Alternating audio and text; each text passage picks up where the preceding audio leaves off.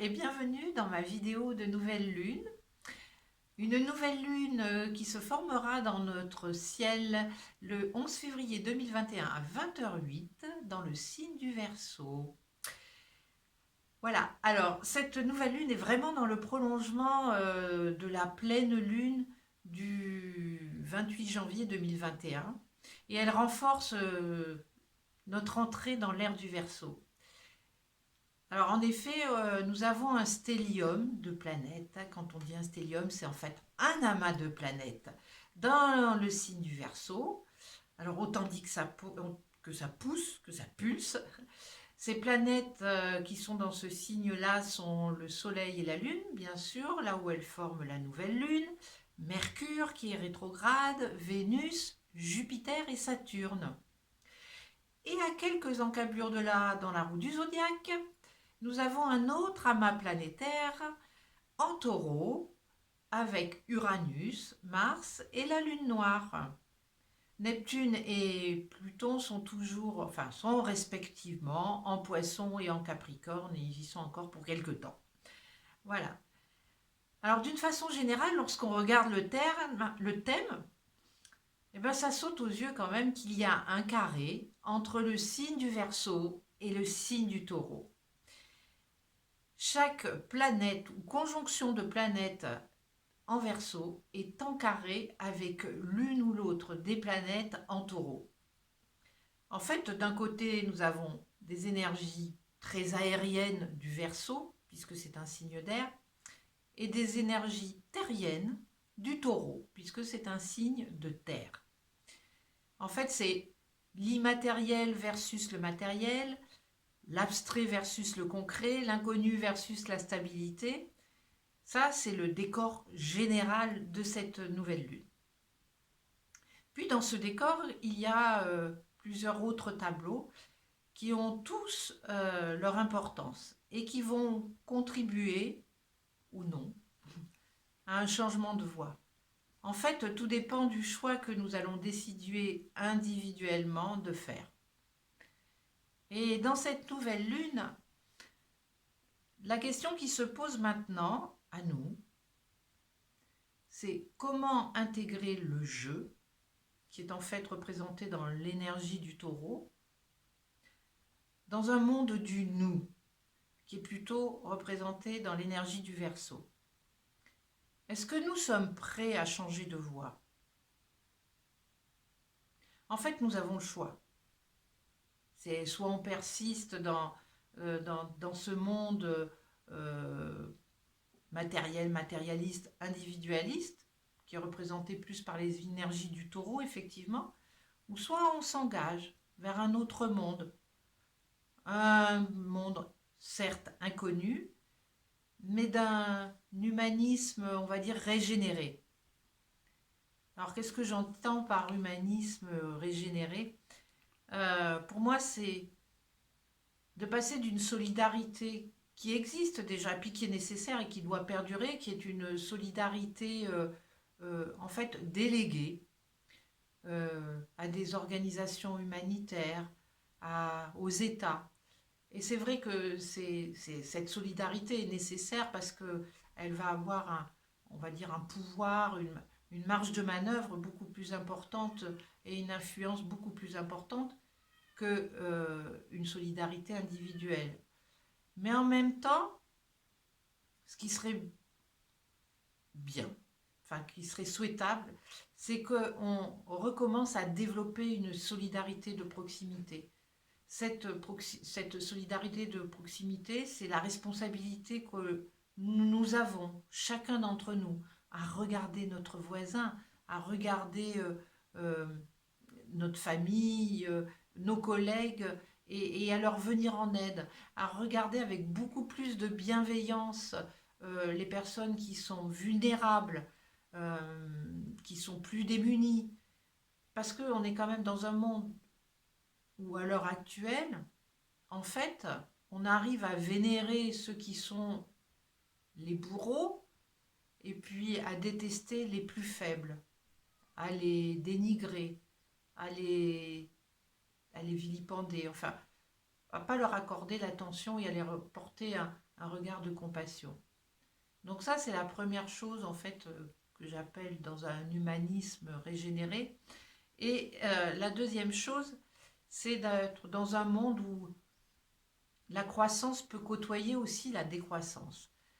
Alors moi, je pense qu'il y a besoin d'une croissance encore dans certains domaines qui sont nos besoins primaires, pour répondre à nos besoins primaires. Et ça, c'est des choses qui doivent continuer à s'épandre. Mais pas forcément juste au niveau franco-français, c'est au niveau de la planète, qui est assez à manger pour tout le monde, qui est un toit, de la chaleur ou du froid, enfin, en fonction de là où on habite, de l'eau, enfin que toutes ces ressources qui sont primordiales à notre existence, eh ben, continuent à se déployer.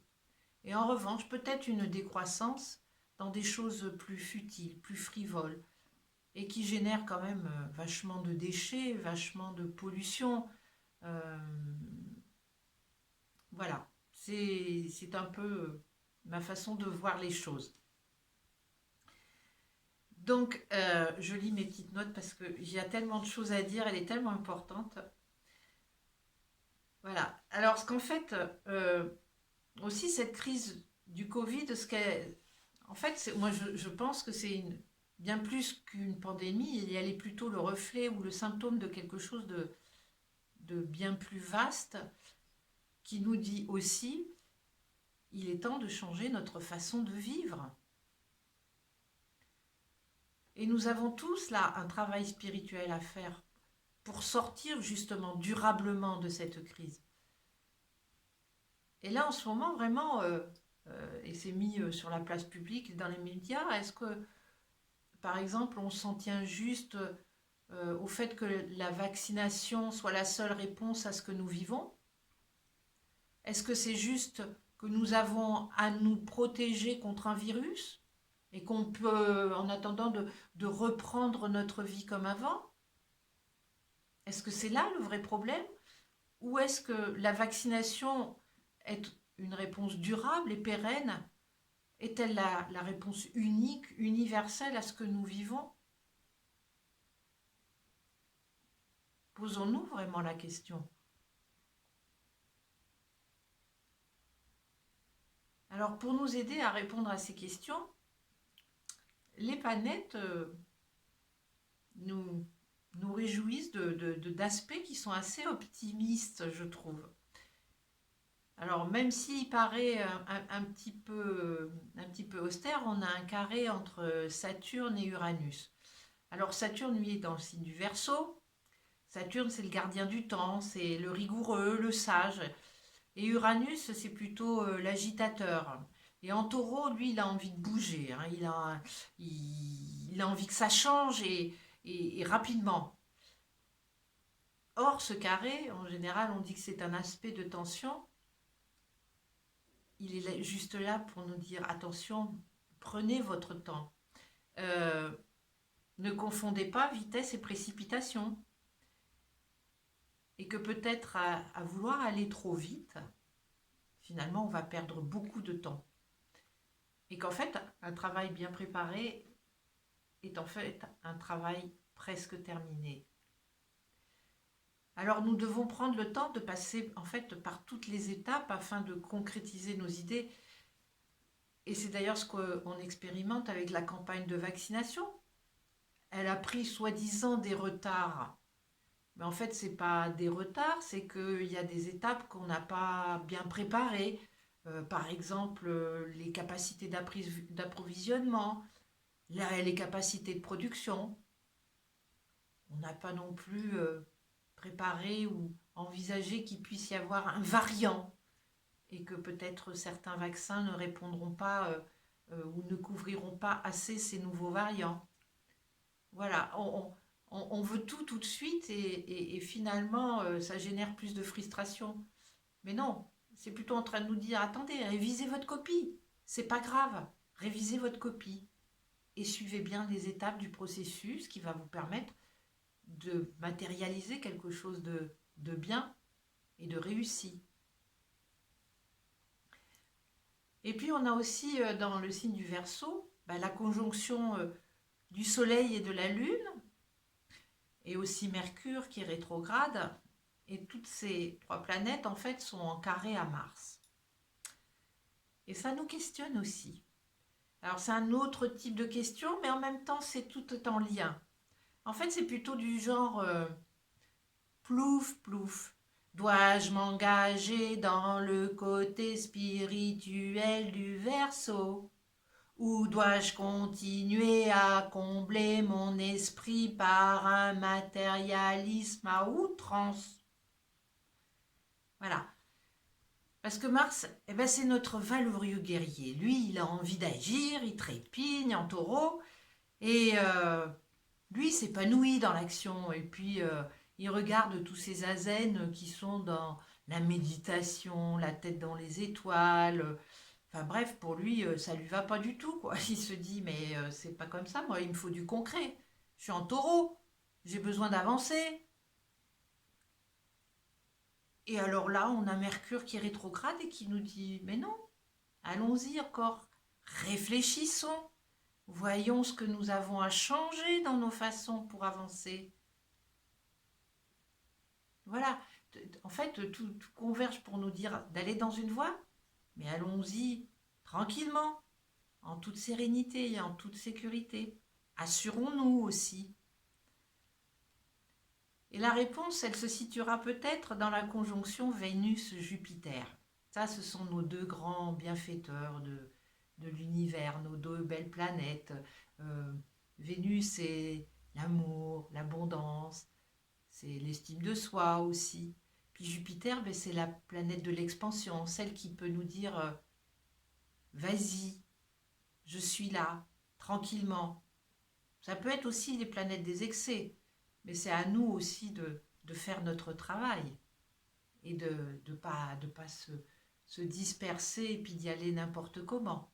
Le carré de Saturne est là pour nous le dire aussi. N'y allez pas n'importe comment. Préparez votre travail. Alors cette conjonction, elle va nous amener effectivement de la douceur et va nous aider dans nos choix du coup, à avoir moins peur. Elle va nous aider à nous engager vers cet inconnu qui nous fait si peur. Et cette conjonction est aussi en carré à la lune noire, en fait, la lune noire moyenne. Et tout ça, ça veut nous dire, eh ben, aie confiance. Sois fidèle à ton âme et tout se passera pour le meilleur. Voilà ce que j'avais à dire pour cette nouvelle lune, euh, que je sens quand même assez intense et vraiment pour moi c'est quelque chose que je ressens de manière très charnière. J'espère que ces explications vous auront éclairé, voire inspiré. Alors si vous avez aimé cette vidéo, eh ben, je serais très heureuse si vous pouviez la partager. Et vos commentaires sous cette vidéo m'aideront aussi dans mon travail. Mais je me réjouis quand même de tous les petits commentaires que je reçois aussi en message privé à chaque vidéo. Moi, ça m'encourage aussi dans ce travail. Voilà. Eh bien, écoutez, je vous dis à très bientôt et je vous embrasse. Au revoir.